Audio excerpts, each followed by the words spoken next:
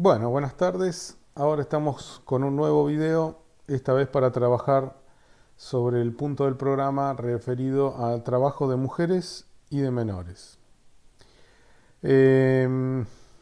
el trabajo de las mujeres se encuentra regulado en los artículos 172 a 186 de la Ley de Contrato de Trabajo. Y lo que vamos a decir en primer término es que desde, desde la creación de la OIT, la cuestión relativa a llevar equidad a las relaciones laborales de las mujeres específicamente ha sido una preocupación constante y de hecho existen una serie de tratados internacionales que se han suscrito que han ido puntualizando y logrando poner en valor algunos aspectos que son los que en los hechos se iban reconociendo como factores que distorsionaban enormemente las relaciones de trabajo y la equidad en las relaciones de trabajo por culpa de ser cuestiones que afectaban específicamente a las mujeres. Así, en el año 1919 se suscribió el convenio número 3 sobre protección de la maternidad. Estos convenios internacionales tienen efectiva recepción en nuestra legislación, que tiene específicamente un capítulo que vamos a ver ahora en esta temática. En 1921 se suscribió el convenio 13 sobre... Bueno, es un convenio que tenía que ver con el hecho de que se usaba un material contaminante que se llama cerusa en la pintura y a los fines de proteger la salud de las mujeres se estableció una forma de utilización para que no fuera tóxica. El convenio 41 en 1934 se refirió al tema del trabajo nocturno y de hecho nosotros tuvimos receptado en nuestra legislación la prohibición del trabajo nocturno de las mujeres hasta la sanción de la ley 24013 en 1991, que lo habilitó en los términos que también lo vamos a ver en su momento, al derogar el artículo 173 de la ley de contrato de trabajo que prohibía el trabajo nocturno. El convenio 89, que nunca fue ratificado por la Argentina, que revisa el convenio anterior, el 41. El convenio 100 en 1951 sobre igualdad de remuneración, siempre la cuestión de las diferencias remuneratorias entre hombres y mujeres y en sentido peyorativo hacia las mujeres, es decir, perjudicial porque percibían menos remuneración por trabajos iguales, fue una preocupación que, como ustedes verán, se remonta a hace muchas décadas atrás y ha logrado tener recepción en los tratados internacionales y también en nuestra normativa, tal como lo vamos a ver mientras desarrollamos esta temática. El convenio 111 sobre no discriminación de las mujeres a la hora dentro del contrato de trabajo. El convenio 156 de 1981 sobre igualdad de trato. El convenio 171 de 1990 de, podríamos decir, promoción del trabajo diurno, porque no prohíbe el trabajo nocturno, que tampoco fue ratificado por nuestro país. Y el convenio 183 del 2002 sobre protección de la maternidad, que sobre todo cambia los plazos de licencia a esos fines y tampoco fue ratificado todavía por la Argentina. ¿Qué significa que un tratado no es ratificado por el país? Básicamente, para que, si bien esto lo vamos a ver cuando veamos la unidad del derecho internacional del trabajo, que va a ser más abarcativo que en este caso los tratados internacionales que involucran el trabajo de las mujeres,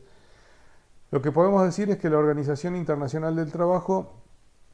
que se fundó, digamos, en 1919, después de la Primera Guerra Mundial,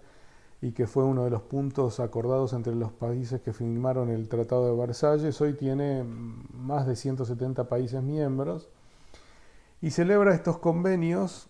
que, en cuanto son ratificados, implican para el país que los ratifica la recepción normativa de sus disposiciones en el derecho interno y también la habilitación a la OIT para permitir la inspección del cumplimiento de lo que se acuerda internacionalmente. Los tratados pueden ser ratificados o no ratificados, y aquellos que son ratificados pueden ser denunciados, es decir, que un país podría dejar de aplicar porque denuncia el tratado, y por eso la OIT se tomó el trabajo de establecer cuáles de todos sus convenios entiende que son esenciales, lo que implica entender que no sería admisible que sus miembros no los aceptaran y se adhirieran y los ratificaran, dejando el resto en una suerte de aguas intermedias en las que es posible permitir la coexistencia de miembros que no ratifican y sí ratifican. Esto lo vamos a ver oportunamente cuando veamos el derecho internacional del trabajo, pero por el momento lo que tenemos que saber es que de todos los tratados que les acabo de mencionar, hay 3 que no fueron ratificados por la Argentina, y en el resto no fueron ratificados no necesariamente porque no se acepte, no se avale o no se recepte en nuestra propia legislación los valores que se pretenden custodiar o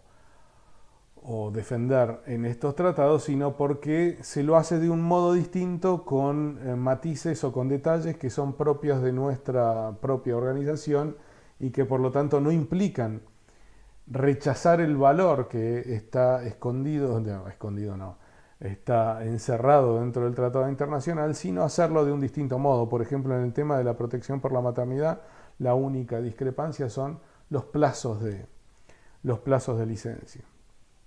Pero bueno, más allá de eso, lo que tenemos es que nosotros en nuestra ley de contrato de trabajo tenemos receptado un capítulo especial para el trabajo de las mujeres, porque obviamente la circunstancia de haber suscrito nuestro país unos cuantos tratados que acabamos de ver para asegurar una determinada forma de regulación que resguarde a las mujeres de los problemas de igual remuneración por igual tarea, discriminación en el ámbito del trabajo, protección de la maternidad, igualdad de trato y demás, entonces ameritaba que dentro del esquema general de la ley de contrato de trabajo, que está instituido obviamente para alcanzar tanto a hombres como a mujeres, en el caso de las mujeres existieran algunos aspectos específicos que estuvieran regulados de un modo específico para asegurar la vigencia y el cumplimiento de los compromisos internacionales asumidos por el país, más allá de que obviamente también responden a un valor que se comparte, ¿no es cierto? No es nada más que por el constreñimiento de la normativa internacional, sino también por la idea de que en el caso de las mujeres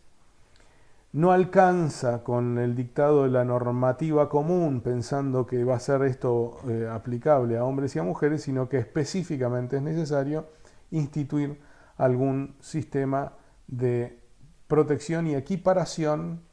propio. Por eso el artículo 172 de la Ley de Contrato de Trabajo empieza prohibiendo el trato discriminatorio y dice: la mujer podrá celebrar toda clase de contrato de trabajo, no pudiendo consagrarse por las convenciones colectivas de trabajo o reglamentaciones autorizadas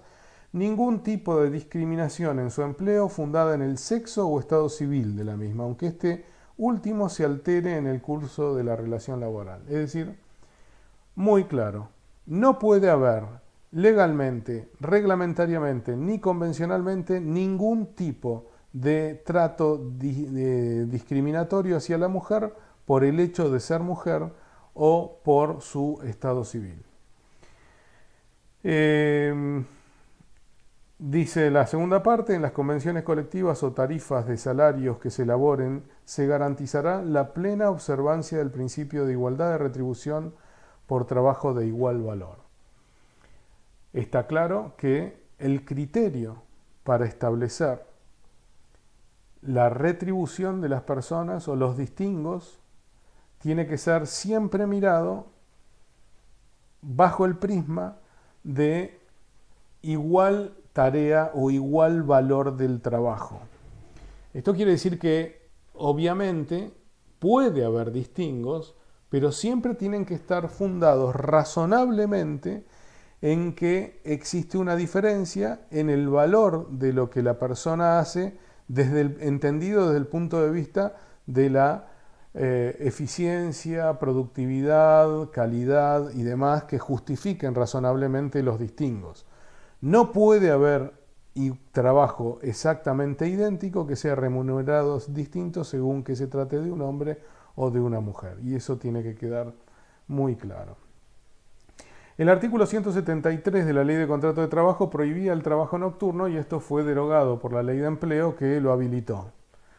Es decir, antes de la Ley de Empleo del año 1991, las mujeres no podían hacer trabajo nocturno y tampoco podían hacer tareas penosas, riesgosas, peligrosas o insalubres. La Ley de Empleo removió el obstáculo del trabajo nocturno y aun cuando existen diversos tratados internacionales que vienen orientados en el sentido de favorecer o fomentar o priorizar el trabajo diurno de las mujeres por sobre el trabajo nocturno, el país ha optado por esta idea de que esta limitación ya no tenía un sentido, no tenía tanto un sentido protectorio,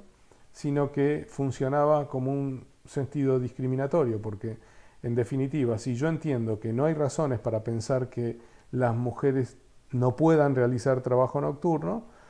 mantener una norma que se los impida implicaría estar generando un distingo en favor de los hombres y en perjuicio de las mujeres que no podrían acceder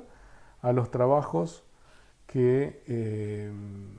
se prestan en jornada nocturna. Por eso en 1991 se habilitó esta posibilidad. A ver.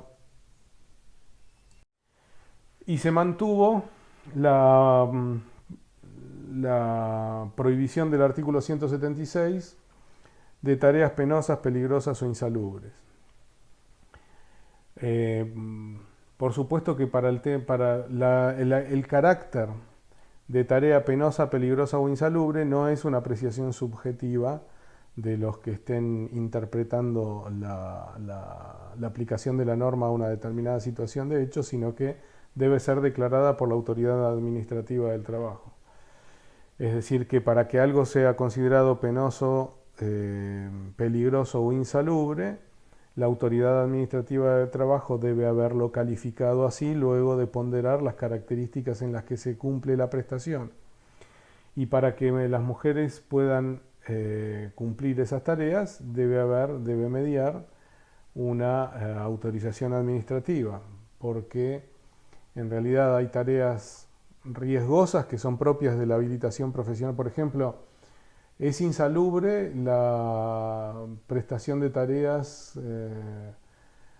utilizando máquinas de rayos X y las mujeres que son radiólogas entonces no podrían nunca estar en una relación de contrato de trabajo donde se les encomiende realizar tareas de radiología. No, bueno, obviamente eso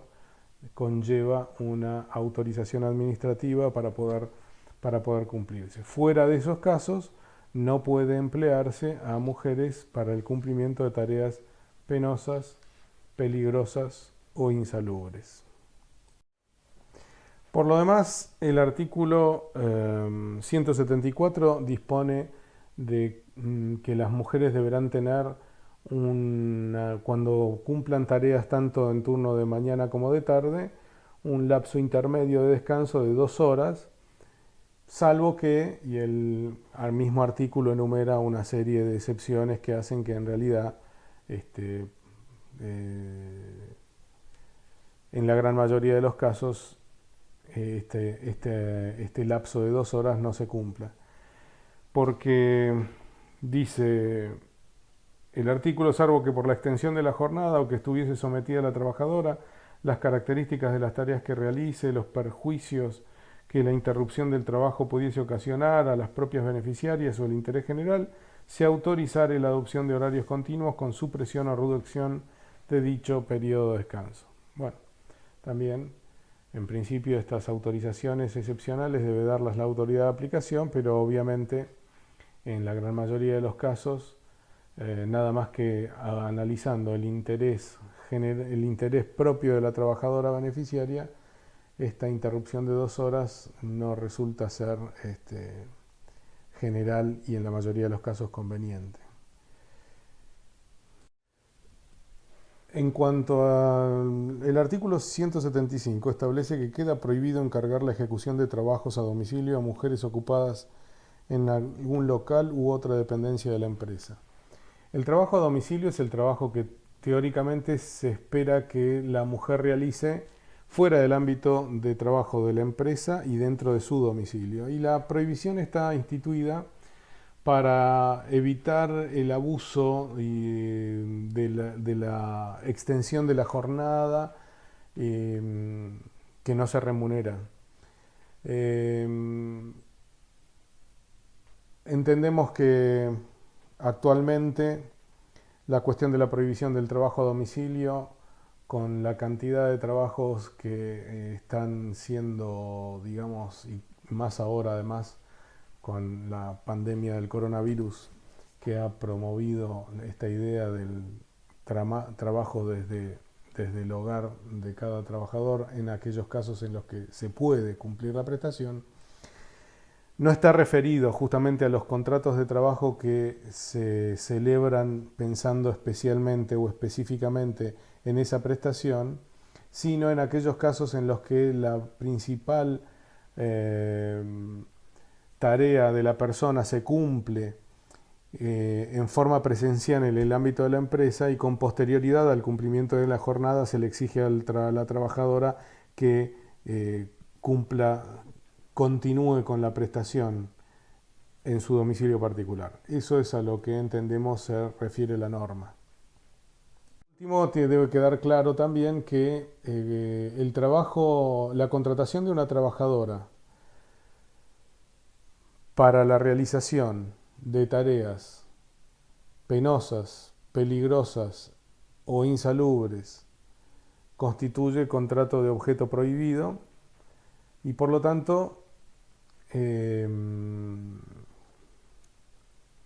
sancionable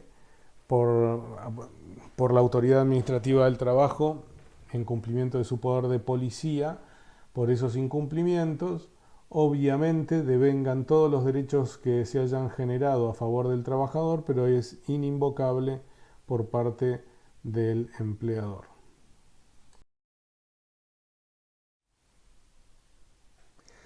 Bueno, sigue diciendo la ley en el artículo 177, comienza toda la estructura del sistema de protección de la maternidad de la trabajadora. El artículo 177 establece que queda prohibida la labor de la trabajadora embarazada dentro de los 45 días antes de la fecha probable de parto y los 45 días posteriores, lo que se estima, lo que corresponde entender que la norma está instituyendo una licencia que se llama licencia por maternidad y que consiste en 90 días totales, de los cuales se dividen 45 días preparto y 45 días posparto. La misma norma establece que a pedido de la trabajadora esta distribución de tiempo se puede modificar acumulando 15 días de la licencia preparto pasándola a la posparto, de modo que fueran 30 días preparto y 60 días posparto. En los hechos, en la realidad cotidiana de la dinámica de los contratos de trabajo, lo que suele ocurrir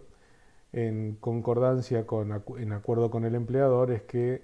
las mujeres embarazadas intentan continuar en la prestación todo el mayor tiempo que pueden hasta el momento del parto, de modo de acumular la mayor cantidad de licencia posible con posterioridad al parto. Esta es una práctica que si bien no está, no condice o no armoniza con la norma del artículo 177, está prácticamente generalizada, de modo que mientras haya acuerdo entre la trabajadora y el empleador, eh, no habría ulterioridades que tengan que ver con eso, aunque sí podría ocurrir que si la autoridad administrativa del trabajo, inspeccionando al empleador, descubriera que hay una trabajadora embarazada este, que está prestando tareas mientras está prácticamente al borde de la fecha probable de parto, este, sea sujeto de alguna sanción administrativa, porque en rigor de verdad estos términos que están establecidos en la ley son términos que están pensados para proteger la integridad psicofísica de la mujer embarazada. Y por más que en la mayoría de los casos las mujeres embarazadas que sienten que están en situación normal, se sienten bien y creen que no sería necesario permanecer los 30 días anteriores de licencia, y que obviamente prefieren acumularlos al periodo posparto, en los hechos esto es una actividad, un acuerdo habitual que, digamos, rige en la realidad de los contratos de trabajo. La pregunta es qué pasa cuando la norma aclara también que estos periodos se acumularán si el nacimiento se produce pretérmino. El problema es a qué nos referimos cuando hablamos del nacimiento que se produce pretérmino. El nacimiento que se anticipa a lo que era la fecha probable de parto, que es la fecha que se está tomando como base para calcular la licencia preparto y posparto. Tenemos una fecha probable, supongamos que que se aplicara la norma o la estructura del artículo 177 normalmente, si cuento 45 días antes de la fecha probable de parto, esa es la fecha en la que tendría que comenzar la trabajadora embarazada con su licencia. Si todo se cumpliera tal como está previsto, producido el parto, siguen los 45 días posparto siguientes. La norma aclara que si yo estoy calculando la licencia de este modo, pero el nacimiento se produce antes de término, obviamente no quiere decir que la trabajadora va a tener solo 45 días desde ahí, sino que va a poder acumular todos los días que le quedaron pendientes de la licencia preparto a la licencia posparto. Siempre la licencia va a tener que ser de 90 días. En verdad, la única cuestión que conllevaría una solución que no está expresamente prevista es la de la licencia, sí está prevista, pero que en realidad produciría una alteración de la licencia porque la extendería, es qué pasa con el nacimiento posparto. El nacimiento posparto, miren lo que acabo de decir. El nacimiento posttérmino. ¿Cuál es el nacimiento posttérmino? Tuvimos en cuenta como fecha probable de parto una determinada fecha, pero llega esa fecha y el nacimiento no se produce. Se empiezan a demorar los días, se extienden los días y resulta que la trabajadora se estaría consumiendo licencia posparto, los 45 días posteriores, y en realidad el parto todavía no se produjo. Entonces, ¿cómo lo resuelve esto la ley? Sea cuando fuere que nace el niño, la licencia de la trabajadora va a ser sí o sí 45 días. Por lo tanto, si su hijo nace más allá de la licencia, del término previsto como fecha probable de parto, el empleador va a tener que hacerse cargo de pagar esos días de diferencia bajo el régimen de las enfermedades y accidentes inculpables del artículo 208. ¿Y por qué digo esto? Porque en realidad, algo que todavía no les expliqué, es que esta licencia de 90 días instituida en el artículo 177 es una licencia que está a cargo de la seguridad social. Es decir, si bien va a pagar el empleador la remuneración tal como si la trabajadora siguiera trabajando, después lo va a descontar de los montos que tenga que integrar a la seguridad social, estableciendo o acreditando que en realidad se está adelantando el pago de la licencia por maternidad. ¿Por qué? Porque el responsable último, financieramente hablando, de la licencia, del pago de la licencia, es el sistema de la seguridad social, no es el empleador. Pero entonces, ¿qué pasa si cuando llegan los primeros 45 días no nace en términos civiles diríamos el nasciturus, la persona por nacer no nace, y vamos a suponer que se extiende por 10 días más, esto es raro, pero podría ocurrir, y recién nace al día 55 de licencia? Bueno, la ley lo resuelve diciendo, no importa que haya nacido al día 55 y que si ya se hayan consumido 55 días de licencia, con posterioridad al parto, sí o sí la trabajadora va a tener que gozar 45 días, por lo tanto esos 10 días de diferencia los va a soportar el empleador bajo el concepto de la enfermedad o accidente inculpable prevista en el artículo 208 y siguientes de la Ley de Contrato de Trabajo. Durante esta licencia, la trabajadora tiene derecho a, obviamente, la conservación de su puesto de trabajo. Dice el tercer párrafo del 177, garantízase a toda mujer durante la gestación el derecho a la estabilidad en el empleo. El mismo tendrá carácter de derecho adquirido a partir del momento en que la trabajadora practique la notificación a que se refiere el párrafo anterior. ¿Cuál es la notificación? Y aquí vamos. Una vez que la trabajadora toma conocimiento de su estado de gravidez, es decir, de que está embarazada, la ley le impone la carga de notificar su situación de embarazo al empleador de un modo específico, que es acompañando un certificado médico que establezca, obviamente, el estado de embarazo y la fecha probable de parto. Es muy importante la presentación y la notificación del empleador en estos términos, con un certificado que establezca la fecha probable de parto, porque a partir de ese momento empieza a gozar de los derechos de protección derivados de la maternidad. Porque podría ocurrir que si la trabajadora no notificó su estado de embarazo,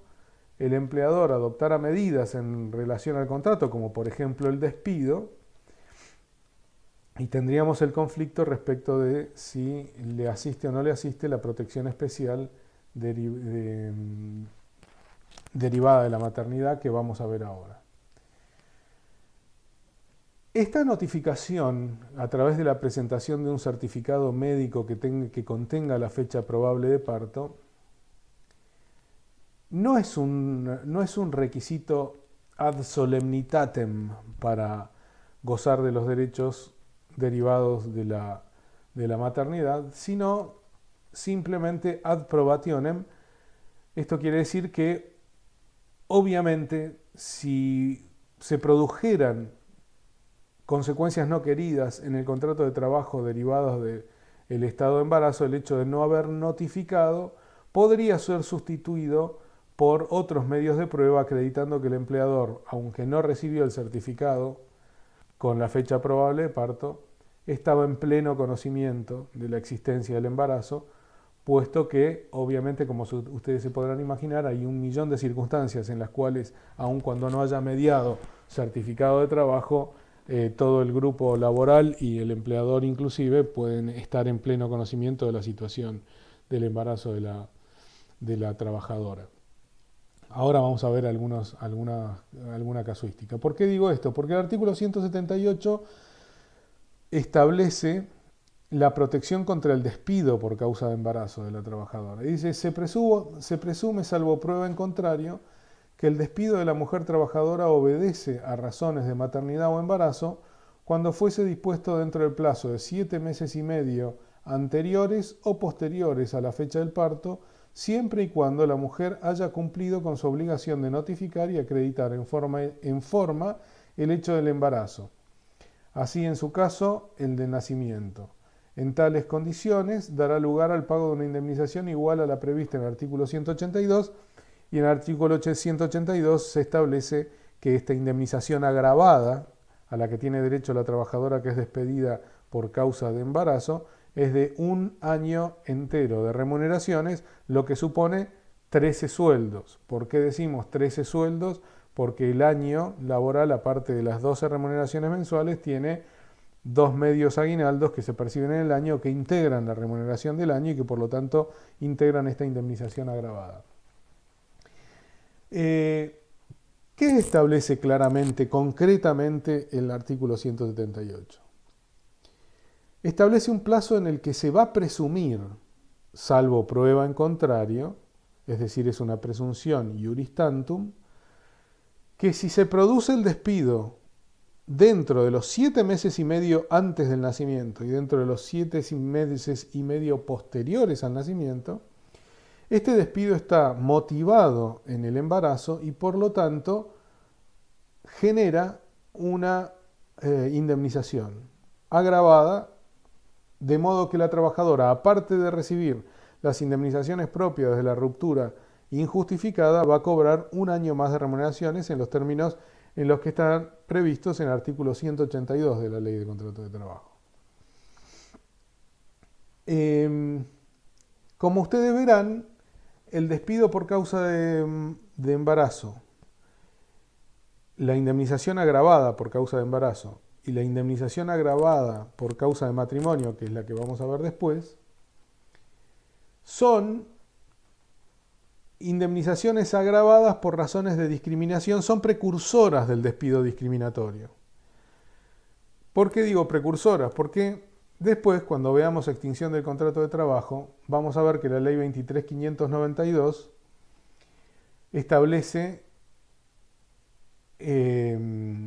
la sanción de nulidad para los actos jurídicos que produzcan discriminación, que estén fundados en razones discriminatorias, y esa norma aplicada al derecho del trabajo y aplicado específicamente a la extinción del contrato de trabajo es lo que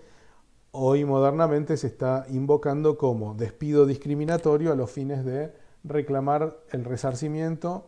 y la reinstalación en el puesto que derivaría de la nulidad del acto. Esa norma de derecho común, que es la prevista en la Ley 23.592 y que es extensible a todos los trabajadores que puedan llegar a ser sujetos pasivos o víctimas de un trato discriminatorio, tiene, en el caso de la protección del trabajo de las mujeres, una regulación específica, pero tiene la misma fundamentación que la Ley 23.592 de despido discriminatorio. Es decir, que estos son dos regímenes específicos para resarcir un tipo de despido discriminatorio. Es decir, el que está fundado en razones de maternidad o el que está fundado en razones de matrimonio, de haber contraído matrimonio. ¿Por qué digo esto? Es importante tenerlo en cuenta, porque si nosotros consideramos que esta es una forma en la que el legislador intentó proteger por un lado y sancionar por otro un acto de discriminación, es una buena brújula para tener en cuenta a la hora de juzgar cómo corresponde resolver los problemas de reparación de los despidos discriminatorios que podrían fundarse en el artículo 1 de la Ley 23.592. Y en este sentido, son parámetros que hay que considerar. ¿Cuál es el parámetro? Que acá, como reparación del daño por el despido discriminatorio, el legislador está entendiendo que un año de remuneraciones es reparación suficiente de la discriminación. Es decir, es un año de remuneraciones aparte de las indemnizaciones propias del despido sin justa causa. Este año de remuneraciones también encuentra correlato en la Ley 23.551 de asociaciones sindicales. Ya vamos a ver cuando veamos derecho colectivo, pero acá sí les puedo adelantar que las personas que están alcanzadas por la tutela sindical de la Ley 23.551, si son despedidas, aparte de la acción de reinstalación, que ya vamos a ver, en caso de que no se produzca la reinstalación, tienen derecho a cobrar todos los salarios que faltaban percibir hasta la finalización del mandato, más un año más de remuneración. Así que este año de remuneración es un parámetro que el legislador ha utilizado cada vez que ha tenido que regular la forma de reparar una discriminación no querida por la ley. ¿Por qué les digo esto? Porque después cuando veamos despido discriminatorio y veamos la jurisprudencia que se ha dictado al respecto, vamos a ver que hay una gran disparidad en las soluciones posibles. Volviendo al tema de la trabajadora, estos 7 meses y medio antes y 7 meses y medio después del embarazo, 7 meses y medio antes y 7 meses y medio después del parto de protección, implican un ámbito temporal de vigencia de una presunción. ¿Qué quiere decir esto? Que si pasan 7 meses y 16 días del nacimiento, ¿se acabó la protección o se acabó la presunción? Si yo estoy a punto de despedir a alguien y la despido a una trabajadora mujer dentro de los 7 meses y medio antes o dentro de los 7 meses y medio después del parto, la ley va a presumir que la causal del despido es el nacimiento, es el hecho de la maternidad, y me va a sancionar imponiéndome esta sanción agravada, que es una indemnización agravada de 1 año más de remuneraciones, que admite prueba en contrario. Es decir, sí, el empleador va a tener la obligación de pagar esto, salvo que pruebe que en realidad el despido obedece a otra razón que descarta la maternidad. Para poder probar esto no hace falta que haya invocado la causa como causa del despido. Es decir, yo podría despedir sin invocar ninguna causa y en el juicio donde se debate si fue o no por causa de maternidad, yo probar que en realidad, si bien no invoqué ninguna causa, no es la maternidad lo que motivó el despido, sino otra causa atendible que la descarte. Les voy a poner un ejemplo que me tocó a mí cuando era un abogado joven recién venido de Buenos Aires y empecé a litigar acá. Caso de una óptica muy famosa de Buenos Aires que tenía sucursal en Neuquén y que decidió cerrar la sucursal. Y cuando cerró la sucursal despidió a todos. Entre los que despidió a una mujer embarazada que promovió un juicio para reclamar la indemnización agravada porque fue despedida después del nacimiento de su hijo, a los 5 o 6 meses. Bueno, la empresa pudo demostrar que si bien había despedido a todos a los trabajadores sin invocar ninguna causal específica porque estaba dispuesta a pagar las indemnizaciones del despido sin justa causa de la Ley de Contrato de Trabajo, el despido no obedeció a maternidad, quedó descartada la presunción de que hubiera sido un acto discriminatorio porque alcanzó a todos los trabajadores que trabajaban en la sucursal y la sucursal cerró y el giro del negocio cesó en el lugar. De modo que quedó claro que aun cuando en el telegrama de despido no figuraba una causal, no correspondía hacer efectiva la presunción del 178 porque las circunstancias del despido descartaban el factor discriminatorio. Esto es muy importante tenerlo en cuenta porque muchas veces en los debates que se producen respecto de si el despido es o no fundado en maternidad, uno de los argumentos que se adoptan es si el empleador no dijo cuál era la causa en el telegrama o en la carta documento y despidió sin causa, entonces funciona la presunción. Y una cosa es la justa causa de despido y otra cosa es la prueba de la causa que descarta la discriminación. Son dos cosas distintas que no deben confundirse, de modo que el empleador podría despedir sin invocar causa y al mismo tiempo demostrar que no despidió por causa de embarazo. Ahora, ¿qué pasa si el empleador despide a los 8 meses del nacimiento? Bueno, está claro que si despide a los 8 meses del nacimiento, está fuera del ámbito temporal en el que rige la presunción que está establecida en el artículo 178, y con ello aparentemente no podría invocarse que el despido es por causa de maternidad. Y si lo hubiera sido, si vamos a suponer, esto es un ejemplo que habría que ser muy torpe para que un empleador dijera una cosa así, pero uno nunca deja de sorprenderse que de repente aparecen torpezas de esta naturaleza. Si el día transcurridos 7 meses y medio del parto, es decir, exactamente a los 7 meses y 16 días, 17 días vamos a poner que se tomó para que quedara clarito que estaba fuera del margen de presunción, el empleador enviara un telegrama diciendo: habiendo vencido hace 48 horas atrás la presunción del artículo 178 y teniendo en cuenta las dificultades que han sido generadas en su prestación derivadas de los inconvenientes que le trae aparejada la atención de su hijo recién nacido y enfermo, y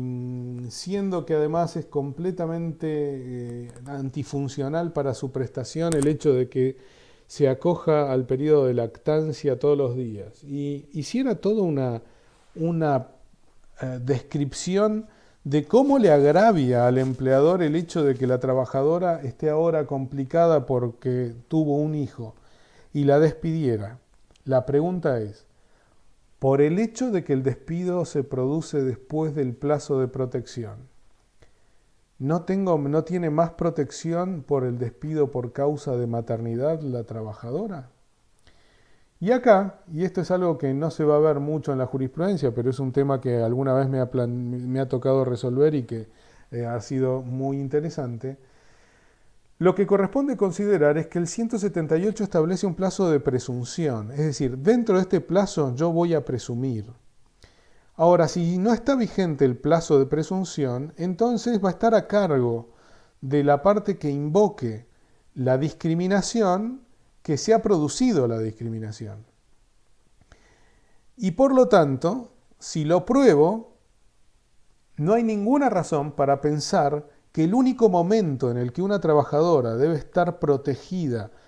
de no ser despedida por causa de haber tenido un hijo sea dentro de los 7 meses y medio antes o después. Dentro de esos 7 meses y medio antes y después es lógico que exista una presunción, pero después de vencida la presunción,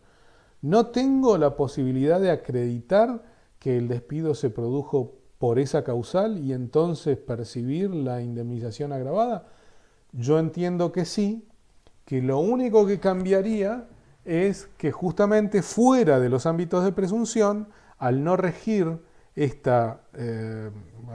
vuelvo a repetir, al no regir esta presunción, voy a tener la carga de probar que el despido fue por causa de la maternidad. Y si alguien hubiera dicho con semejante torpeza, hubiera invocado todas estas razones para romper el vínculo, me sería muy simple demostrar que, más allá de que venció el plazo,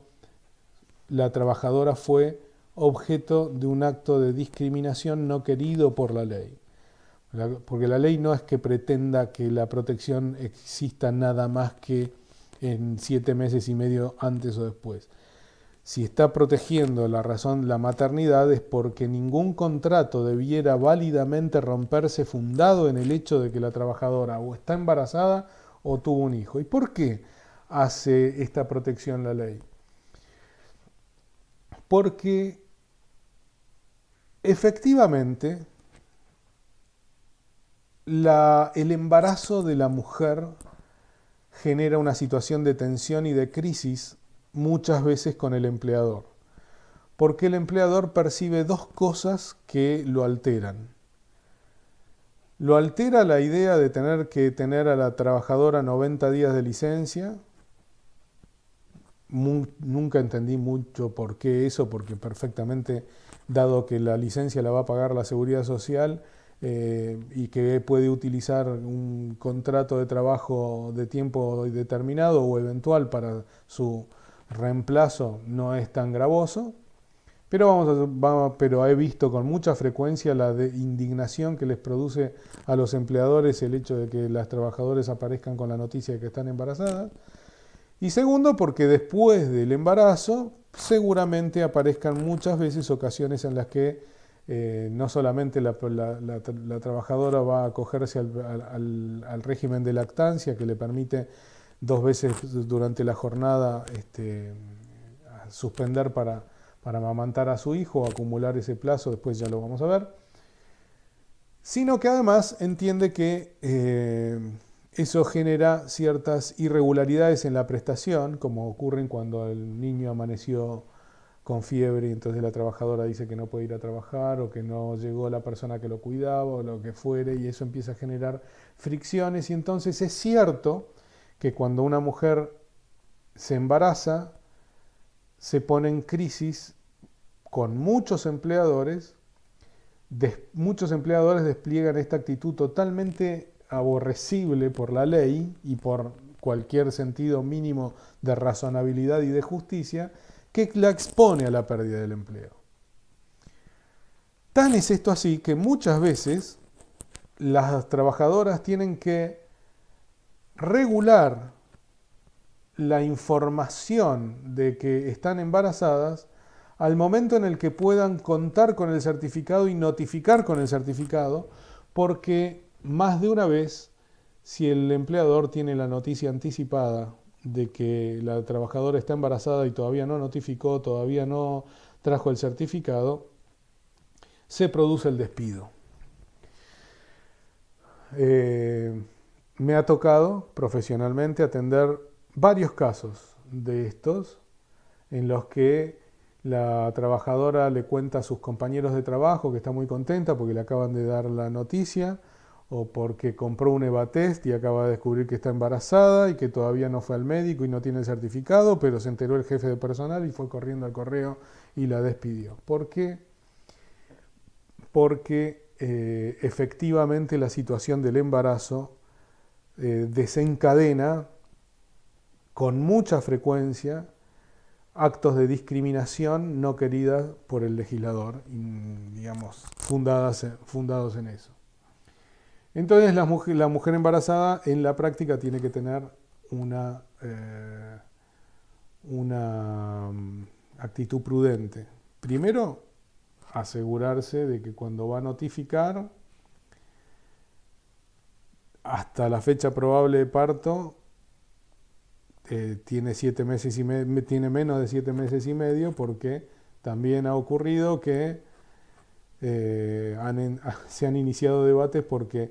la trabajadora obtuvo una respuesta muy temprana sobre su embarazo, lo notificó, la despidieron y resulta que el parto se produjo después de pasados los 7 meses y medio. Por lo tanto, el despido habría quedado fuera del ámbito de protección, por lo tanto tenemos este debate.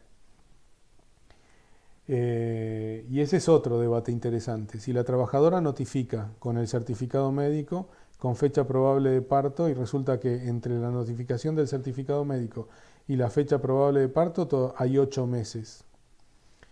Habría una ventana de 15 días en el que la protección todavía no entraría a regir y por lo tanto el empleador podría despedir sin entrar dentro del ámbito de presunción, y eso sería razonable si queda en evidencia que la motivación del despido está en la notificación de la situación del embarazo.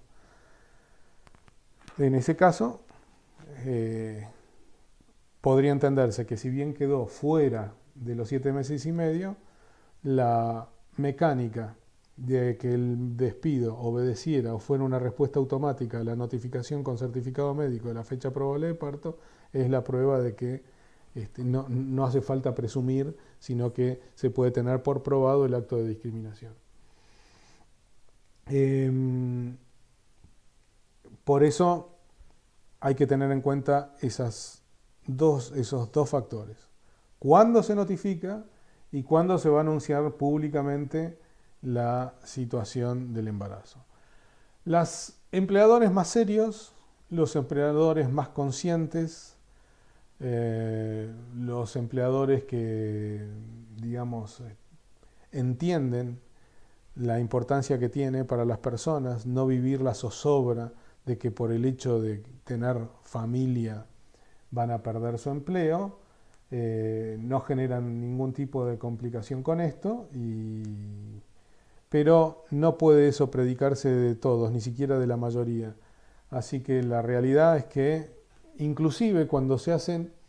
entrevistas preocupacionales, quizá a algunos de ustedes les habrá pasado, que una de las preguntas normales o típicas es si piensa tener familia o no, si piensa casarse o no, si vive con el novio o no, porque el análisis es si me va a aparecer con un embarazo. Y esto yo he podido constatar que efectivamente es un aspecto que pone tensión. No debiera ponerla de ningún modo, pero la pone. Y esta es una de esas cuestiones que las mujeres padecen como discriminación en su realidad laboral. Este es el modo en el que la ley de contrato de trabajo lo resuelve. Y es de aplicación muy frecuente el reclamo de la indemnización, agravada por causa de maternidad. Lo mismo ocurre con los artículos 180 y siguientes que establecen la presunción, digamos, la protección por el despido por causa de matrimonio.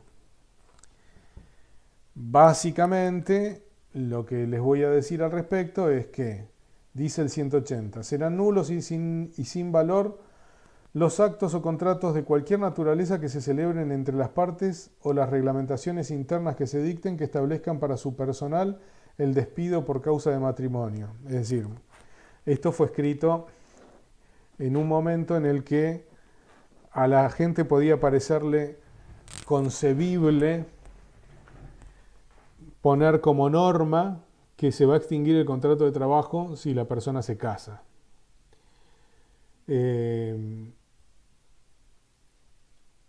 Se va a presumir, dice el 181, que el despido responde a causa mencionada cuando el mismo fuese dispuesto sin invocación de causa por el empleador o no fuese probada que sin la que se invocare y el despido se produjere dentro de los 3 meses anteriores o 6 meses posteriores al matrimonio y siempre que haya mediado notificación fehaciente del mismo a su empleador, no pudiendo esta notificación efectuarse con anterioridad o posterioridad a los plazos señalados. El mismo sistema que la protección por causa de maternidad, pero con plazos distintos, 3 meses antes y 6 meses después,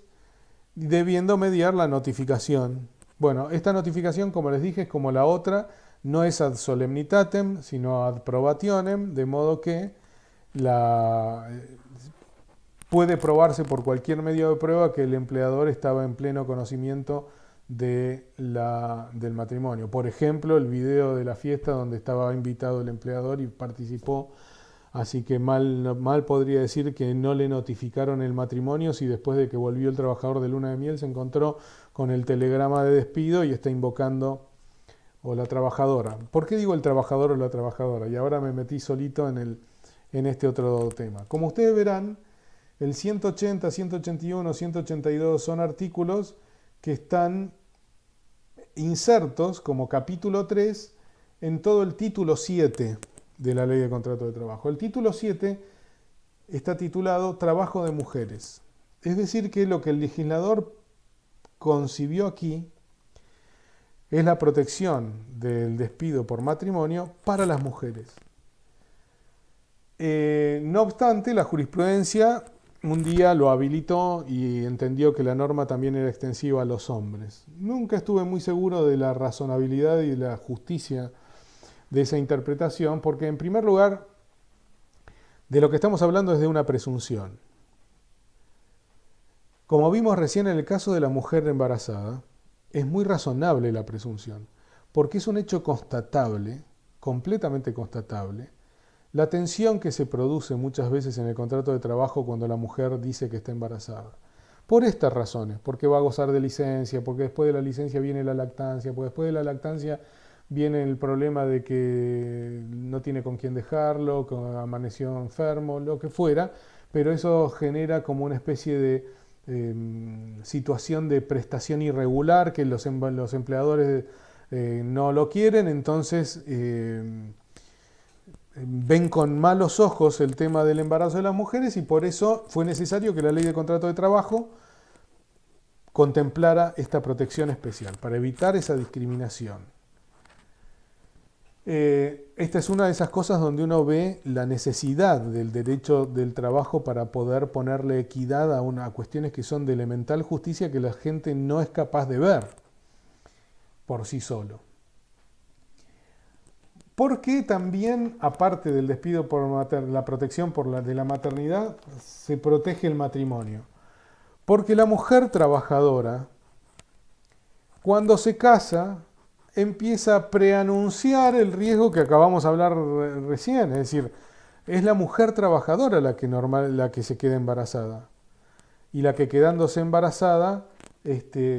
dispara esta tensión muchas veces en el contrato de trabajo, que a mi juicio siempre fue completamente injustificada, aparte de injusta e inequitativa, pero es cierto que muchas veces los empleadores reaccionan mal. Y entonces cuando la mujer se casa es que también necesita una protección porque el solo hecho de contraer matrimonio puede, ante el riesgo de que después venga con el embarazo, que la despidan. Al hombre no lo echan por casarse, porque el hombre no se queda embarazado. Nunca conocí a un hombre que invocara que lo echaron por casarse. A ver, hay casos de jurisprudencia donde se reclama la indemnización por despido por causa de matrimonio, invocando para sí el hombre la protección que en realidad el legislador consignó dentro del trabajo de mujeres. Y alguna jurisprudencia lo ha admitido, con algunas variantes. Por ejemplo, mucha jurisprudencia dice que en el caso del hombre no corresponde presumir que el despido es por causa de matrimonio, sino que lo debe probar. Otra jurisprudencia no ha admitido el derecho del hombre a ser indemnizado, a que se considere discriminatorio el despido porque se produjo dentro de los 3 meses antes del matrimonio y dentro de los 6 meses después, porque en realidad dentro de nuestra cultura, si bien hemos evolucionado y hemos progresado enormemente en términos de igualdad, de igualdad jurídica y de igualdad en los hechos y de igualdad de trato y de igualdad, y si bien todavía hay un gran camino por terminar de recorrer, no estamos en el punto en el que pueda entenderse que el hecho de que un hombre se case vaya a generarle un riesgo en la permanencia de su contrato de trabajo. En cambio a las mujeres sí, porque cuando una mujer se casa, como les dije recién,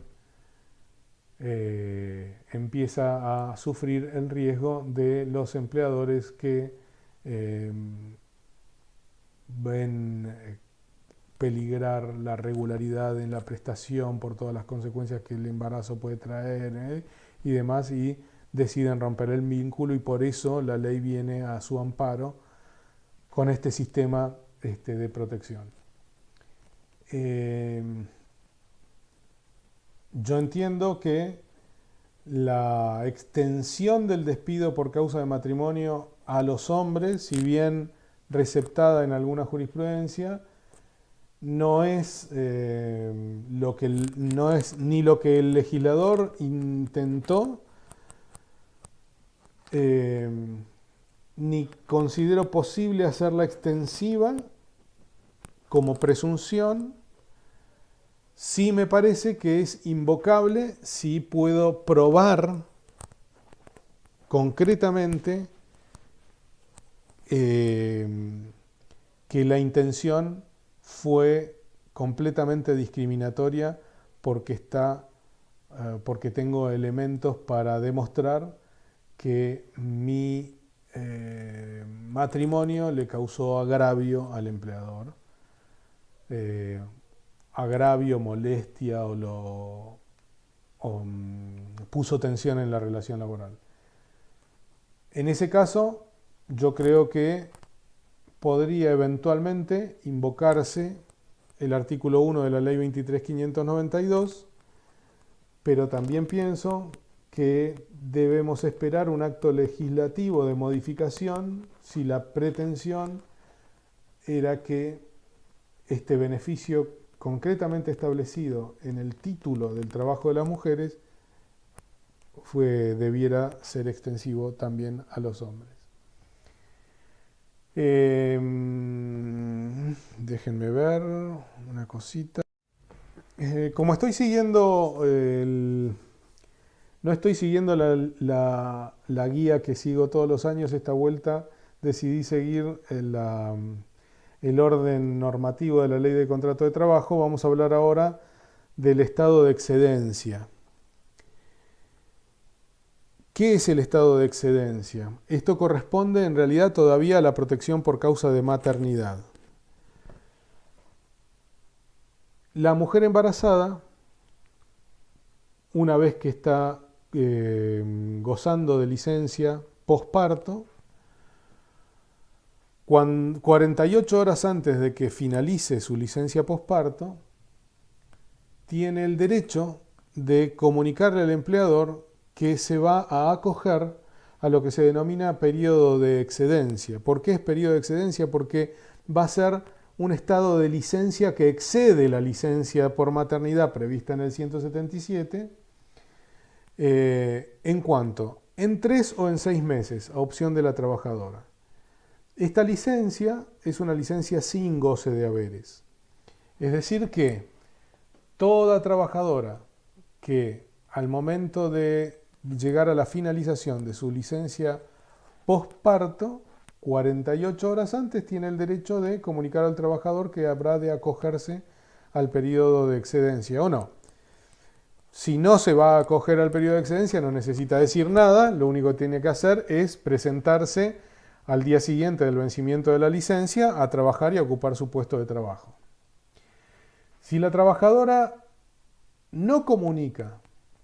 que va a acogerse al periodo de excedencia y tampoco se reincorpora vencida la licencia, se produce un efecto muy llamativo. Digo llamativo porque la ley usa 2 excepciones para resolver el problema. Considera extinguido el vínculo,